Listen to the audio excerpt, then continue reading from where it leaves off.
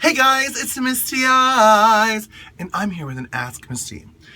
Dear Misty, have you ever met the right person at the wrong time? How did you deal with it? I'm currently in this situation and I'm worried I will lose someone potentially very special. Wow, that is a good question.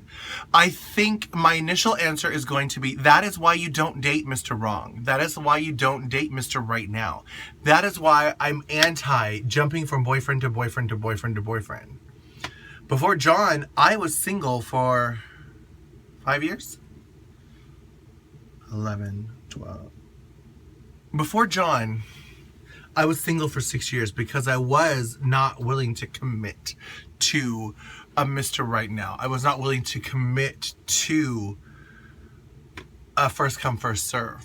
And I think that if you are in a relationship with somebody that is not your soulmate or somebody that is not your Mr. Ideal or Mr. Perfect, then of course you're going to be unhappy and you're going to be looking around and, oh, what about him?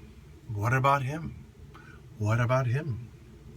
And yeah, you definitely don't want to be in the wrong relationship and meet Mr. Right at the wrong time. Because then, if you did cheat on your boyfriend for Mr. Right, in the back of his mind, he's always going to think you're a cheater. And you lose him how you win him. You cheat on your boyfriend, you're going to cheat on him. And that would always be something he thinks about. Also, you're going to know in the back of your mind that he is capable of being a mistress, and therefore he might be someone else's mistress. It's just a very messy situation. I think that if he is somebody that you really, really think could be Mr. Right, but you are not currently available because the time is not correct, I guess make sure and save his information, add him as a friend on Facebook. But if you want your relationship to stay pure, you need to keep it pure. Just be friends with this guy.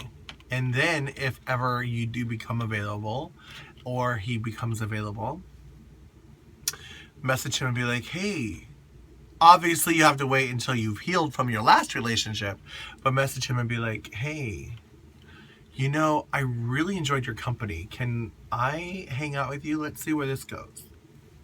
That's what I would do.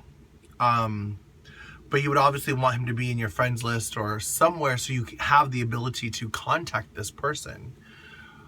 But if it's fate, if it's destiny, if he is Mr. Right, somewhere, somehow down the road, it will happen. I mean, we see movies all the time where people date when they're young, or they meet someone when they're young, and then when they're 40 or 50 or 60, they come back into their lives. It could be one of those situations. And if he was truly Mr. Right back then, he'll be Mr. Right in the future.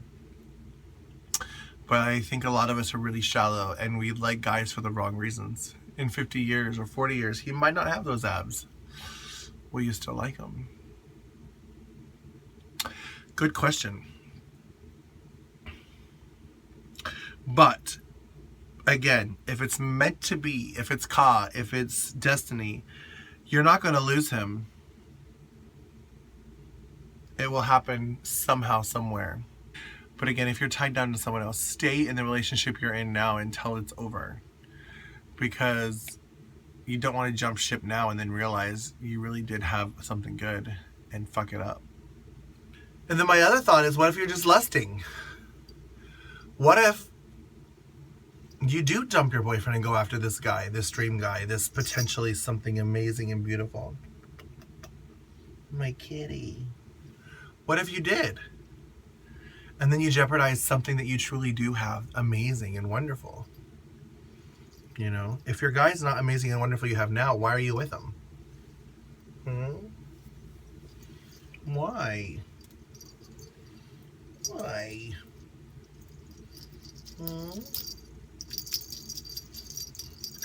Again, back to my first answer. That's what I'm a firm believer in. Don't settle for Mr. Wrong.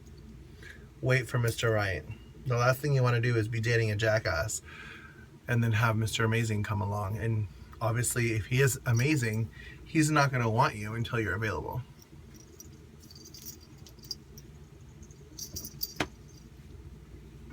Anyways, that was an Ask Misty. Loving you is easy.